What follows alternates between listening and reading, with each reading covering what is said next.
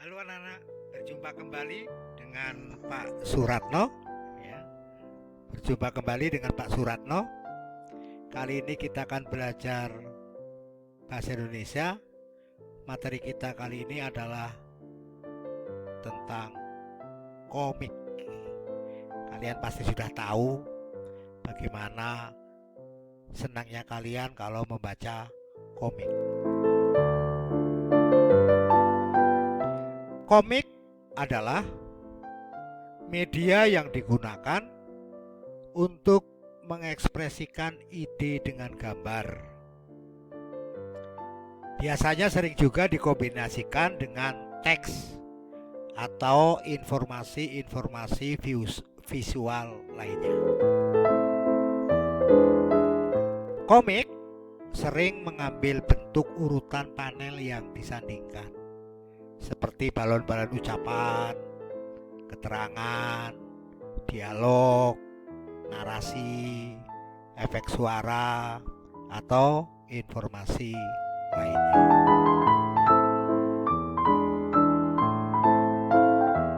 Lebih tegasnya, lebih sederhananya, komik ya, atau komik sebutan internasional adalah suatu cerita yang dituturkan lewat gambar di atas kertas.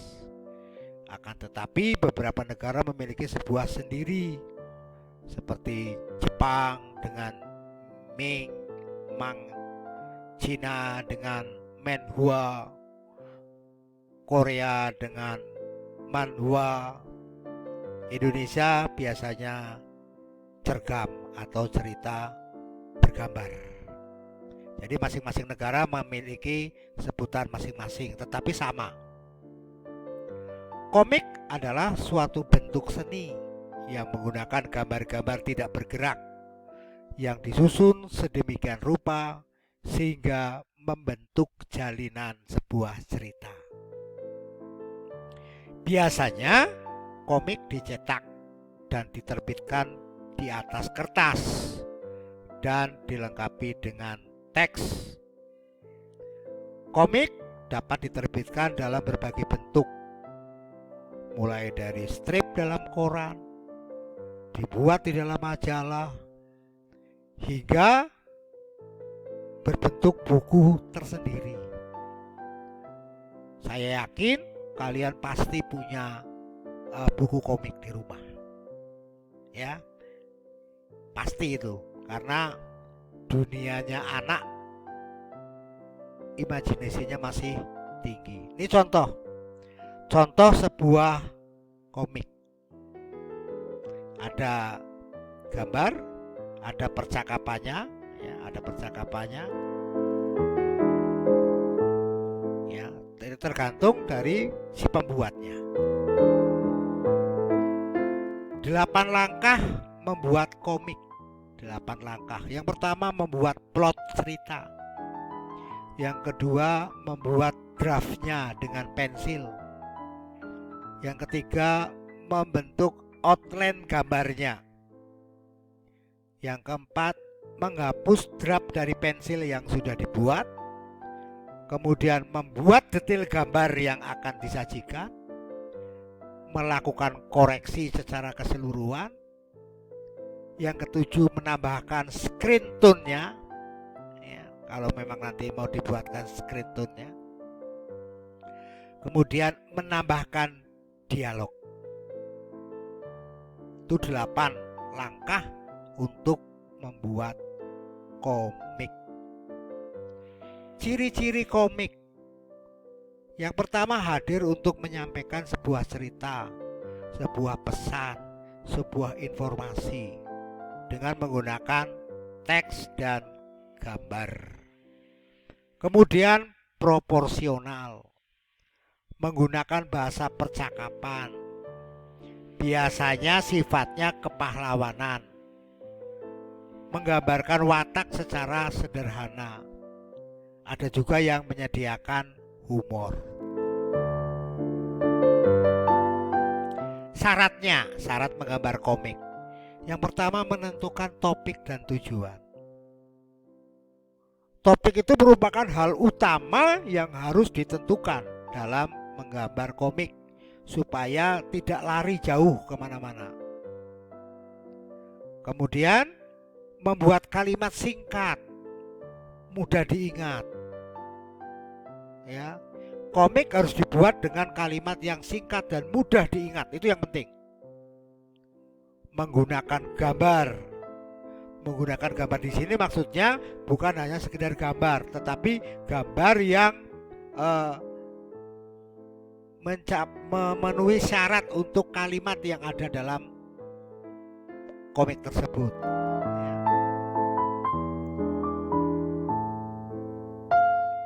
Jenis komik. Beberapa di antara jenis komik tersebut antara lain ada kartun, ada komik strip atau komik potongan, ada annual komik atau komik tahunan, ada komik humor, ada komik petualangan, ada komik ringan, komik majalah, instruksional komik, komik kepahlawanan, dan masih banyak lagi jenis-jenis komik yang bisa kalian lihat dan kalian baca. Apa fungsinya? Yang pertama adalah komik itu menurutnya fungsinya adalah kumpulan gambar yang berfungsi menyampaikan informasi, terlebih untuk menghasilkan respon estetika yang baik untuk dilihat.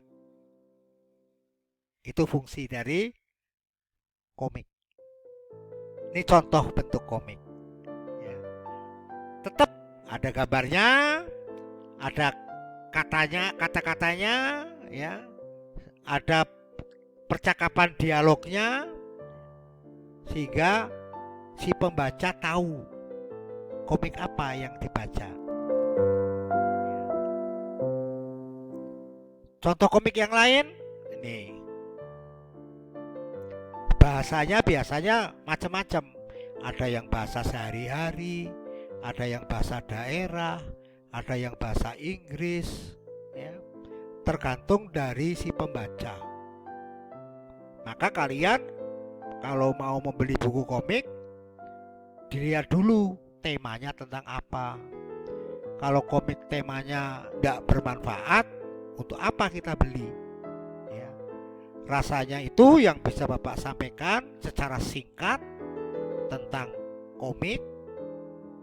Yang perlu diperhatikan pesan Bapak selalu mengulang-ulang, apalagi di situasi pandemi COVID-19 ini. Yang pertama, kalian harus bisa menjaga protokol kesehatan secara mandiri dan disiplin. Yang kedua, kalian juga harus bisa menjaga jarak bila bertemu sama kawan-kawan, saudara, atau tetangga. Harus sering cuci tangan pakai sabun dengan air mengalir. Dan yang lebih penting, memakai masker. Selalu memakai masker. Apalagi kalau kalian keluar rumah, bepergian. Itu yang bisa Bapak sampaikan. Semoga bermanfaat. Ingat, belajar itu kapan saja, di mana saja, dengan siapa saja, kita bisa tetap belajar. Karena dengan belajar, kita akan menambah wawasan, akan menambah pengetahuan, menambah keterampilan. Hanya itu yang bisa Bapak sampaikan. Nanti kita lanjut dengan materi yang lain. Terima kasih. Salam.